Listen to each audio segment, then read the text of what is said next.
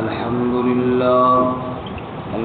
لله وكفى والصلاة والسلام على خاتم الرسل وسيد الأنبياء وعلى آله وأصحابه الأتقياء. أما بعد فأعوذ بالله من الشيطان الرجيم. بسم الله الرحمن الرحيم. يا أيها الذين آمنوا لا تقربوا الصلاة وأنتم سكارى حتى تعلموا ما تقولون ولا جنبا إلا عابري سبيل حتى تغتسلوا وإن كنتم مرضى أو على سفر أو جاء أحد منكم من الغائط أو لامستم النساء فلم تجدوا ماء فتيمموا صعيدا طيبا فامسحوا بوجوهكم وأيديكم إن الله كان عفوا غفورا. يا أيها الذين آمنوا ایمان والو لا تقربوا الصلاة وأنتم سکارى مت جاؤ نماز کے قریب جب تم نشے کی حالت میں ہو. حتی تعلموا ما تقولون یہاں تک کہ جان لو تم جو تم کہتے ہو. ولا جنبا اور نہ جنبی حالت میں. الا عابری سبیل مگر عبور کرنے والا راہ کو. حتی تغتسلوا یہاں تک کہ تم غسل کر لو. وَإِن كُنتُم مَّرْضَىٰ اور اگر تم بیمار ہو. او علی سفر یا سفر پر ہو. او جاء احد منکم من الغائط یا آئے تم میں سے کوئی قضائے حاجت سے. او لامستم النساء یا تم نے عورتوں کو چھوا ہو. فلم تجدوا ماء پس تم پانی نہ پاؤ. فتیمموا صعیدا طیبا پس ارادہ کرو پاکیزہ مٹی کا. فامسحوا بوجوہکم وایدیکم پس مل لو اپنے چہروں اور ہاتھوں کو. ان اللہ کان عفوا غفورا بے شک اللہ تعالی درگزر کرنے والا بخشنے والا ہے. سبحان ربک رب العزت عما یصفون وسلام علی المرسلین والحمد للہ رب العالمین. اللهم صل على محمد وعلى آل محمد كما صليت على إبراهيم وعلى آل إبراهيم إنك حميد مجيد. اللهم بارك على محمد وعلى آل محمد كما باركت على إبراهيم وعلى آل إبراهيم إنك حميد مجيد. اور سامعین سورۃ النساء کا 7واں رکوع آیت نمبر 45 آپ کے سامنے تلاوت کی ہے. اللہ رب العزت اس کے مطابق صحیح بیان کی توفیق عطا فرمائے اور ہمیں قرآن و سنت پر عمل کرنے کی توفیق عطا فرمائے. اس سے قبل اصلاح معاشرہ کے قوانین آپ نے سنے جن کو مفسرین کی اصطلاح میں امور انتظامیہ کہا جاتا ہے، یعنی معاشرے کا نظم و نسق چلانے کے احکامات. آج کے سبق میں ایک امر مصلح یعنی انسان کی اپنی اصلاح کا حکم ہے، کیونکہ معاشرے کی اصلاح افراد کی اصلاح کے ساتھ جڑی ہوئی ہوتی ہے. افراد کی اپنی ذاتی اصلاح ہوگی تب ایک اچھا معاشرہ تشکیل پائے گا، اور اگر افراد کی اصلاح نہ ہو تو معاشرہ بھی تو افراد سے مل کر ہی بنتا ہے. ظاہر بات ہے معاشرے کی اصلاح بھی نہیں ہوگی. انفرادی اصلاح کے لیے نماز کا حکم ہے اور نماز کے احکامات بیان کیے گئے ہیں، کیونکہ نماز سے اللہ رب العزت کا قرب حاصل ہوتا ہے، اللہ تعالیٰ کی ذات کے ساتھ ایک تعلق پیدا ہوتا ہے۔ جب رب کے ساتھ بندے کا تعلق مضبوط ہو تو بندے کی ذات کی اصلاح خود بخود ہوتی ہے۔ جتنا رب سے تعلق دور ہو اتنا ہی بندہ بگڑ جاتا ہے اور معاشرہ سارا پھر بگڑ جاتا ہے۔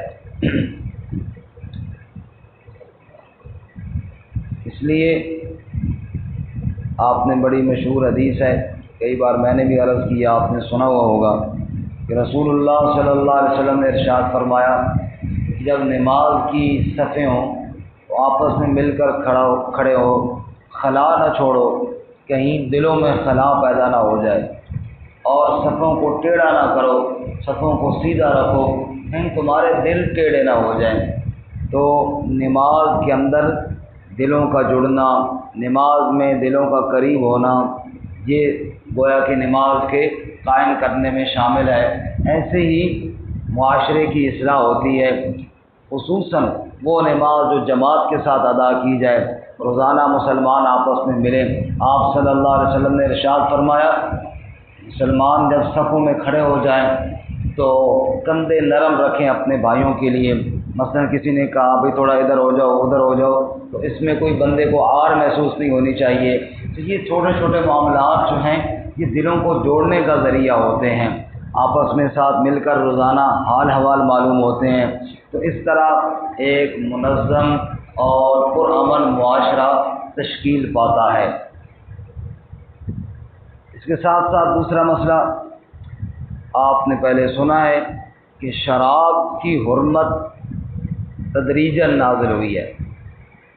شراب کی حرمت اکٹھی نازل نہیں ہوئی، چونکہ شراب ایک نشہ تھا اور نشہ یکدم چھوڑنا مشکل ہوتا ہے۔ اس لیے اللہ تعالیٰ نے شراب کے بارے میں 3 دفعہ حکم نازل فرمایا۔ پہلے ہم پڑھ چکے ہیں سورۃ البقرہ میں، یسألونک عن الخمر والمیسر قل فیہما اسم کبیر ومنافع للناس واسمہما اکبر من نفعہما۔ لوگ آپ سے شراب اور جوئے کے بارے میں پوچھتے ہیں، آپ ان کو بتائیں کہ یہ جو شراب اور جوا ہے ان میں بھلائی بھی ہے، بہتری بھی ہے، اور نقصان اور گناہ بھی ہے، لیکن واسمہما اکبر من نفعہما، گناہ زیادہ ہے نفع تھوڑا ہے، گناہ زیادہ ہے نفع تھوڑا ہے۔ گویا کہ کچھ شراب سے دور ہٹانے کی ترغیب دی گئی، بھائی ان میں گناہ بھی ہے فائدہ بھی ہے، لیکن فائدہ تھوڑا ہے گناہ زیادہ ہے۔ تو گویا کہ لا محالہ اہل ایمان کو بتایا گیا ہے کہ اس سے اپنے آپ کو بچاؤ۔ دوسرا حکم یہ جو ہمارا آج کا سبق ہے اس میں نازل ہوا کہ نشے کی حالت میں نماز کے قریب نہ جاؤ۔ تو جب شراب تم نے گویا کہ پی ہو تو نماز کے قریب مت جاؤ، کیونکہ تمہیں پتہ ہی نہیں ہوگا، منہ سے کوئی اور بات نکالنی ہوگی تم کوئی اور بات نہ نکال دو۔ عموماً آپ نے دیکھا ہوگا جو نشے کے عادی لوگ ہوتے ہیں وہ کچھ وقت کے لیے منہ سے اول پول بھی نکالتے ہیں، ان کو پتہ نہیں ہوتا کہ منہ سے کیا نکالنا ہے اور وہ کیا سے کیا نکال رہے ہوتے ہیں۔ اس لیے فرمایا اس حالت میں نماز کے قریب نہ جاؤ۔ گویا کہ مزید مسلمانوں کو شراب سے روکا کہ نماز جیسی اہم عبادت بھی منع ہو جاتی ہے اس وقت جب تم نشے میں ہو، تو یہ کوئی اچھی چیز تو نہیں ہے، چنانچہ پھر لوگ اس سے دور ہوئے۔ اور تیسری دفعہ حکم آئے گا انشاءاللہ 7ویں پارے میں ہم پڑھیں گے، یا ایھا الذین آمنوا انما الخمر والمیسر والانصاب والازلام رجس من عمل الشیطان فاجتنبوہ لعلکم تفلحون۔ یہ سب شیطانی کام ہیں، ان سے اجتناب کرو، ان سے دور ہو جاؤ۔ تو وہاں پہ اللہ تعالیٰ نے اس کی مکمل حرمت کو نازل فرما دیا۔ یہاں پر اتنی بات ہے کہ نشے کی حالت میں نماز کے قریب نہ جاؤ۔ اس کے ساتھ ایک اور مسئلہ بھی ہے کہ جب نیند کا اتنا غلبہ ہو کہ بندے کو کوئی سمجھ ہی نہ ہو کہ اب میں نے کیا کہنا ہے اور کیا نہیں کہنا، تو حدیث میں آیا کہ سو جاؤ اس وقت، کیونکہ ایسا نہ ہو کہ اپنے لیے دعا کرنے کے بجائے اپنے خلاف ہی دعا کرتے رہو۔ اللہ کی حمد و ثنا کرنے کے بجائے کوئی اور ہی منہ سے نہ نکال دو۔ تو نوافل کی بات ہے، خصوصاً جب آپ تہجد پڑھ رہے ہوں تو اور نیند اتنی غالب ہو جائے کہ اب آپ کو سمجھ نہ آئے تو زبردستی کھینچ تان کے اللہ کے نبی نے فرمایا کہ آپ نہ کھڑے ہو، اب تم آرام کرو اور بس اللہ تعالیٰ تمہیں ثواب عطا فرمائیں گے نفلوں کا۔ اور جب تمہاری طبیعت میں کچھ حشاشی بشاشی آ جائے اور تم باہمت ہو جاؤ، پھر اپنے رب کے سامنے دوبارہ کھڑے ہو جاؤ۔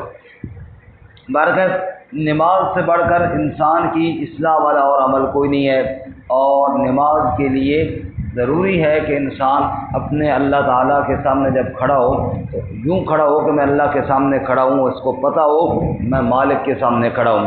حدیث جبرائیل میں ہے، حضرت جبرائیل علیہ السلام آئے رسول اللہ صلی اللہ علیہ وسلم کے پاس، انہوں نے مختلف سوالات کیے، ان میں ایک سوال یہ بھی تھا مل احسان، احسان کیا چیز ہے؟ آپ نے فرمایا احسان یہ ہے اللہ کی یوں عبادت کر کأنک تراہ، گویا کہ تو اللہ کو دیکھ رہا ہے، اور اگر اتنی تیرے اندر ہمت نہ بن سکے اور یہ کیفیت نہ بنا سکے تو فإنہ یراک، کم از کم نماز میں یا عبادت میں اتنا خیال تو ضرور رکھنا کہ اللہ مجھے دیکھ رہا ہے۔ تو یہ کیفیت اللہ ہم سب کو نصیب فرمائے۔ بار کے منع فرمایا نشے کی حالت میں نماز کے قریب مت جانا۔ یا ایھا الذین آمنوا، اے ایمان والو، لا تقربوا الصلاۃ، مت جاؤ نماز کے قریب، وانتم سکارا، جب تم نشے کی حالت میں ہو، حتی تعلموا ما تقولون، یہاں تک کہ تم جان لو جو تم کہتے ہو، پتہ تو ہو منہ سے کیا کہہ رہے ہو۔ اس میں ایک اور بات اگر غور کرے تو وہ بھی سمجھ میں آتی ہے کہ نماز میں انسان جو کہتا ہے اس کو پتہ ہونا چاہیے میں کیا کہہ رہا ہوں، نماز کا ترجمہ آنا چاہیے، نماز کا ترجمہ آنا چاہیے۔ زندگی گزر گئی نماز پڑھتے پڑھتے، رب کے سامنے باتیں کرنی ہوتی ہیں نا، کچھ رب کو کہنا ہوتا ہے اور پتہ ہی کوئی نہیں کہ ہم اللہ تعالیٰ کو کیا کہہ رہے ہیں، بس چند رٹے رٹائے الفاظ آئے کہے اور واپس چلے گئے۔ حتی تعلموا ما تقولون، نماز تب پڑھو جب تمہیں پتہ ہو کہ تم کیا کہہ رہے ہو۔ اس لیے شاعر کہتے ہیں نا، زبان کے تیرے آیا ایاک نستعین بھی رہی، بتوں کے آگے مگر تیری جبین بھی رہی، تجھے ادھر کہہ رہا ہے ایاک نعبد و ایاک نستعین، لیکن تجھے پتہ نہیں ہے کہ کیا کہہ رہا ہوں، یہی وجہ ہے کہ تم آگے جبین غیر کے سامنے بھی جھکاتا ہے۔ اگر تجھے پتہ ہوتا کہ میں نے نماز میں اللہ کے ساتھ یہ وعدہ کیا ہے کہ جبین کسی اور کے سامنے نہیں جھکے گی تو نہ جھکاتا نا، لیکن پتہ نہیں ہے، ایک الفاظ ہیں رٹے رٹائے جو کہہ دیے ہیں، سمجھ کوئی نہیں ہے کہ کیا کہا۔ وہ مشہور مثال ہے نا کہ ایک آدمی نے طوطا خریدا، باتیں کرنے والا طوطا، اس کو اس نے بتایا کہ پنجرے کے اوپر یا جال کے اوپر بیٹھ کر نا دانہ نہیں کھانا۔ طوطے نے یہی بات رٹ لی کہ جال کے اوپر بیٹھ کر دانہ نہیں کھانا۔ اس کا مقصد یہ تھا کہ اب یہ سمجھ جائے گا، اب تو جناب کوئی شکاری جال لگائے گا یہ اس کے اوپر بیٹھ کر دانہ نہیں کھائے گا۔ اب جناب وہ یہ بات کہہ رہا ہے، باہر اڑ کر گیا، اب یہ شکاری نے جال لگایا ہوا ہے، وہ کہہ رہا ہے کہ جال کے اوپر بیٹھ کر دانہ نہیں کھانا، لیکن اس کو پتہ نہیں ہے کہ میں کیا کہہ رہا ہوں، اسی جال کے اوپر بیٹھا ہے، جال میں پھنس گیا اور پھر بھی کہہ رہا ہے کہ جال کے اوپر بیٹھ کر دانہ۔ بالکل ہماری وہی حالت ہے، ایاک نعبد و ایاک نستعین بھی کہتے ہیں اور جناب در بدر پہ جا کے سجدے بھی کرتے ہیں، اور اس وقت بھی کہہ رہے ہوتے ہیں ایاک نعبد و ایاک نستعین، اس وقت بھی کہہ رہے اللہم انا نستعینک۔ سمجھ آئی؟ غیر اللہ کے دربار پہ دیکھیں جی بعض باتیں ایسی ہوتی ہیں کہ جن کو کہنا ضروری ہوتا ہے۔ مدد صرف اللہ تعالیٰ کی ذات سے مانگنا ہے، اللہ کی ذات کے علاوہ کسی سے مدد مانگنا جائز نہیں ہے، شرک ہے۔ ایاک نعبد، اب عبادت میں مدد مانگنا بھی آ گیا تھا، لیکن اللہ تعالیٰ کو پتہ تھا کہ لوگ گڑبڑ کریں گے، اللہ نے الگ سے کہلوایا ایاک نستعین کہ کہو یا اللہ تجھی سے مدد مانگتے ہیں۔ اب ایک آدمی اللہ کے علاوہ کسی اور بڑے، چاہے وہ کتنا ہی اونچا بزرگ کیوں نہ ہو، اس کے دربار پہ گیا ہے مدد مانگنے کے لیے اور وہاں پڑھ رہا ہے ایاک نعبد و ایاک نستعین، تو معلوم ہو وہ طوطے والا حال ہے نا، پتہ ہی کوئی نہیں ہے کہ میں کیا کہہ رہا ہوں، سمجھ ہی کوئی نہیں ہے کہ میں کیا کہہ رہا ہوں۔ تو اللہ تعالیٰ فرماتے ہیں رک جاؤ، نماز کے قریب نہ جاؤ اس وقت تک جب تک تمہیں یہ پتہ نہ ہو کہ تم کیا کہہ رہے ہو، حتی تعلموا ما تقولون، یہاں تک کہ تمہیں پتہ چلے کہ تم کیا کہہ رہے ہو۔ جب تم یہ سمجھو کہ تم نماز میں کیا کہہ رہے ہو تب نماز پڑھو۔ اللہ ہمیں نماز سمجھ کر پڑھنے کی توفیق عطا فرمائے۔ واقعہ فرمایا اس وقت تک نماز کے قریب نہ جاؤ جب تک تمہیں یہ پتہ نہ چلے کہ تم کیا کہہ رہے ہو، کیونکہ نشہ ایک ایسی چیز ہے، خصوصاً شراب۔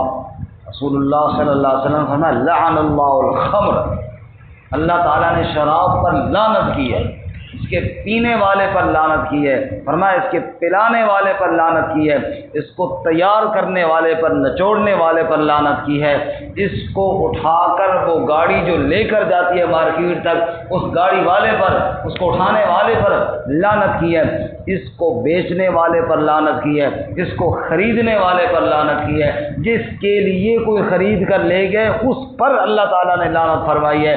ایک ایک کا نام لے لے کر گن گن کر اللہ کے نبی صلی اللہ علیہ وسلم فرماتے ہیں اللہ تعالیٰ نے لعنت کی ہے، ایسی بری چیز ہے۔ اللہ تعالیٰ ہماری اس سے حفاظت فرمائے۔ فرمایا یہ جو دنیا میں شراب پیے گا وہ جنت کے شراب سے محروم رہ جائے گا۔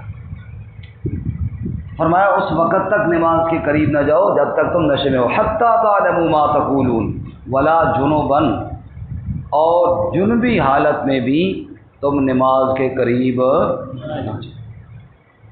یہاں پہ یہ بات ذہن میں رہے کہ حالت جنابت جب انسان پر غسل لازم ہو تو اس حالت میں زیادہ نہیں رہنا چاہیے، جتنا جلدی ہو سکے بندہ غسل کرے، لیکن قرآن پاک کی تلاوت تو منع ہے، جیسے حدیث پاک میں آتا ہے کہ حیض والی عورت اور نفاس والی اور جنبی مرد قرآن پاک کی کوئی آیت تلاوت نہ کرے، اور نماز کے بارے میں بھی آ گیا کہ نماز نہ پڑھیں، لیکن اس کے علاوہ بعض لوگ بات بھی نہیں کرتے، حالانکہ یہ شریعت میں منع کوئی نہیں۔ ابو ہریرہ رضی اللہ تعالیٰ عنہ آ رہے ہیں، اللہ کے نبی صلی اللہ علیہ وسلم ادھر سے تشریف لا رہے، آپ صلی اللہ علیہ وسلم نے دیکھا تو سلام کیا، اور ابو ہریرہ کھسک گئے، نہ آپ کو ملے نہ جواب دیا۔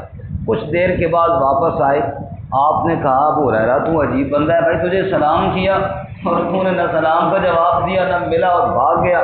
کہا یا رسول اللہ میں ناپاک تھا، میں اس لیے چلا گیا۔ آپ نے سبحان اللہ ان المومن لا ينجس، ایمان والا ناپاک نہیں ہوتا، یہ کیا کہہ رہا ہے کہ میں ناپاک تھا؟ تیرے اوپر غسل فرض تھا، تو اللہ کے نبی کے سلام کا جواب دیتا پھر جا کے غسل کر کے آ جاتا۔ تو معلوم ہوا نبی صلی اللہ علیہ وسلم نے منع فرمایا اس بات سے کہ بندہ بالکل جواب ہی نہ دے، بندہ بالکل بات ہی نہ کرے۔ آپ نے فرمایا بات کرو اور جا کے غسل کر کے آ جاؤ۔ جو منع ہے وہ نماز پڑھنا منع ہے، وہ مسجد میں جانا منع ہے، وہ قرآن پاک کی تلاوت کرنا منع ہے۔ بارکہ فرماتے ہیں نماز کے قریب نہ جاؤ ولا جنوبن، جب تم جنبی حالت میں ہو، الا عابری سبیل، مگر عبور کرنے والے راستے کے ہو۔ اس کا موٹا مطلب مفسرین نے یہی لکھا ہے کہ ایک آدمی مثلا وہاں سویا ہوا ہے اوپر، اب جناب غسل خانہ ادھر ہے، ظاہر بات ہے اس نے مسجد کو عبور کر کے تو جانا ہے، تب جا کے غسل کرے گا۔ تو اتنی رخصت اللہ نے دے دی ہے، جتنی انسان کے اوپر مجبوری ہو وہاں شریعت نے سختی بھی نہیں کی ہے، ورنہ الا عابری سبیل، راستہ عبور کرنے کی تمہیں اجازت ہے۔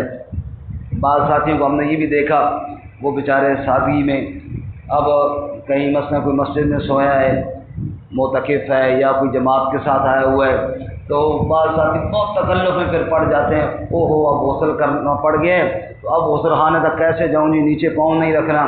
پھر وہ جناب ہم نے چھوٹے چھوٹے سے دیکھا بھی خود کئی ساتھیوں کو کہ انہوں نے جناب وہ چادر رکھی آگے، اس پر پاؤں رکھا، پھر اگلی آگے چادر رکھی، پھر اس پر پاؤں رکھا۔ اتنے تکلف کی کوئی ضرورت نہیں ہے، الا عابری سبیل، راہ عبور کرنے کی اللہ نے خود رخصت عطا فرمائی ہے، راہ عبور کرو اور جا کر غسل کر کے آ جاؤ۔ تو بارکہ فرمایا حتی تغتسلوا، جیسے نشہ نہ ہو، جب تک نشہ ہو تو نماز کے قریب نہ جاؤ جب تک اتر نہ جائے، ایسے ہی جنمی ہو جب تک غسل نہ کرو تب تک نماز کے قریب نہ جاؤ، کیونکہ رسول اللہ صلی اللہ علیہ وسلم نے فرمایا کہ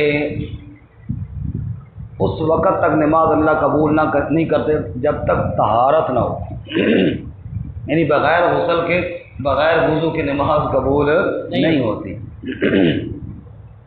اللہ تعالیٰ کی قدرت دیکھیں کہ نماز کی بنیادی شرط طہارت ہے، انسان کا بدن پاک ہو، کپڑے پاک ہوں، جسم پاک ہو، جگہ پاک ہو، بدن پاک ہو، کپڑے پاک ہو، جگہ پاک ہو، طہارت بنیادی شرط ہے۔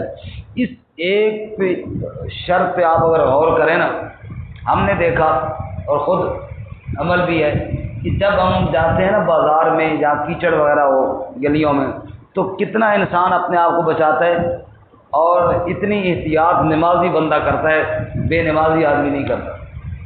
بے نمازی آدمی پیشاب میں احتیاط کوئی نہیں کرتا، بے نمازی آدمی جناب کیچڑ میں گندگی میں احتیاط کوئی نہیں کرتا، اور نمازی آدمی وہ خیال کرتا ہے پیشاب کے خشک کرنے میں کوئی بدن کے اوپر کوئی کپڑوں کے اوپر قطرہ نہ لگ جائے، اور بے نمازی آدمی کو کوئی پرواہ نہیں ہوتی۔ جس آدمی نے نماز پڑھنی ہے وہ ہمیشہ پاک صاف رہتا ہے۔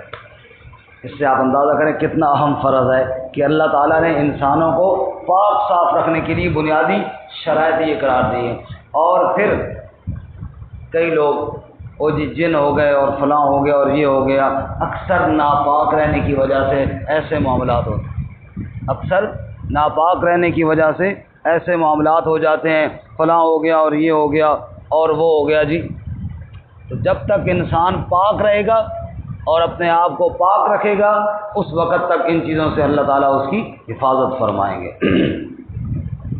تو برکہ وَإِن كُنتُم مَرْضَىٰ، آگے رخصت کا بیان ہے۔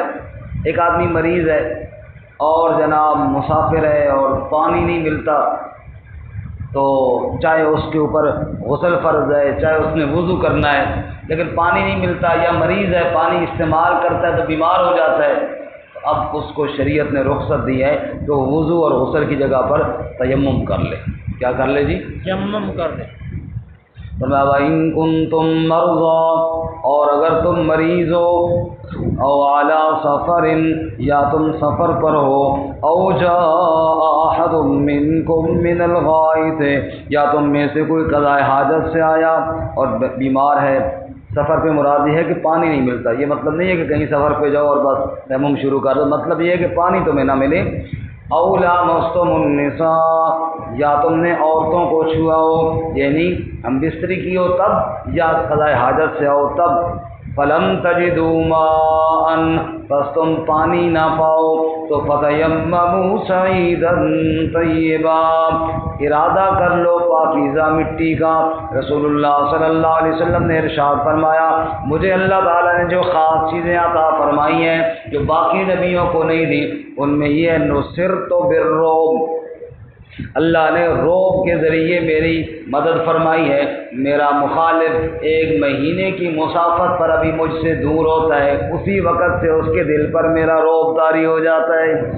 یہ خصوصیات ہیں آپ صلی اللہ علیہ وسلم کی۔ اسی طرح آپ نے فرمایا میرے لیے غنیمتیں حلال کر دی گئی ہیں، اور مجھے اللہ تعالیٰ نے مقام محمود پر شفاعت کرنے کے لیے منتخب فرمایا ہے۔ اس کے ساتھ ساتھ فرمانے لگے جعلت لی الارض کلہ مسجدا وطہورا، یہ ساری زمین اللہ نے میرے لیے مسجد بھی بنا دی ہے، میرے لیے طہارت کا ذریعہ بھی بنا دیا ہے۔ امت محمد صلی اللہ علیہ وسلم کا مسلمان جہاں بھی جائے، نماز کا وقت ہو جائے، پانی نہ ملے، زمین پر ہاتھ مارے، یہ زمین اس کو پاک بھی کر دے گی، ادھر ہی نماز پڑھ لے، یہ زمین اس کے لیے مسجد کی جگہ بھی بن جائے گی۔ پوری زمین طہارت کا ذریعہ بھی بنا دیا اور پوری زمین نماز کی سجدہ گاہ بھی بنا دی گئی ہے۔ فرمانے لگے فتیمموا، اچھا تیمم کا معنی ہی نیت ہے، تیمم کا معنی کیا ہے؟ نیت، ارادہ۔ اس لیے علماء فقہاء نے لکھا ہے کہ تیمم میں نیت شرط ہے، کیونکہ یہ نیت ہے ہی، اس کے معنی ہی تیمم ہے۔ ایک آدمی مزدوری کرتا ہے، بھٹے پہ کام کرتا ہے، بیچارہ مٹی کے ساتھ مٹی اٹا ہوا ہے، تو کیا وہ پاک ہو جائے گا؟ نہیں، جب تک نیت نہیں کرے گا۔ صرف مٹی مال لینے کا نام تیمم نہیں ہے، جب تک نیت نہ کرے۔ تو نیت کرے کہ میں وضو کے لیے کر رہا ہوں، میں جناب غسل کے لیے کر رہا ہوں، اور اس کی نیت کر کے پھر 2 ضربے مارے، فامسحوا بوجوہکم وایدیکم، پہلی ضرب لگائے اور چہرے پہ ملے اور دوسری ضرب لگائے اور ہاتھوں پہ ملے، کونیوں سمیت مل لے، بس یہ اس کا تیمم ہو گیا۔ رسول اللہ صلی اللہ علیہ وسلم نے ارشاد فرمایا اگر کسی آدمی کو 10 سال تک پانی نہ ملے، 10 سال تک وہ مٹی پہ ہاتھ پھیرتا رہے، اللہ اس کو پاک فرما دیں گے۔ ان اللہ کان عفوا غفورا، بے شک اللہ تعالیٰ درگزر کرنے والا، بے شک اللہ تعالیٰ معاف کرنے والا ہے۔ اللہ ہمیں بھی عمل کی توفیق عطا فرمائے۔ ترجمہ دوبارہ سنیں۔ یا ایھا الذین آمنوا، اے ایمان والو، لا تقربوا الصلاۃ وانتم سکارى، مت جاؤ نماز کے قریب اس حال میں کہ تم نشے میں ہو، حتی تعلموا ما تقولون، یہاں تک کہ تم جان لو کہ تم کیا کہتے ہو، ولا جنبا الا عابری سبیل، اور نہ جنبی حالت میں جاؤ ہاں راہ عبور کرنے کے لیے، حتی تغتسلوا، یہاں تک کہ غسل کر لو، وان کنتم مرضی، اور اگر تم مریض ہو، او علی سفر، یا سفر پر ہو، او جاء احد منکم من الغائط، یا کوئی تم میں سے قضائے حاجت سے آئے، او لامستم النساء، یا تم نے عورتوں کو چھوا ہو، فلم تجدوا ماء، پس تم پانی نہ پاؤ، فتیمموا صعیدا طیبا، پس ارادہ کر لو تم پاکیزہ مٹی کا، فامسحوا بوجوہکم وایدیکم، پس مل لو اپنے چہروں اور ہاتھوں کو، ان اللہ کان عفوا غفورا، بے شک اللہ تعالی درگزر کرنے والا، بخشنے والا ہے۔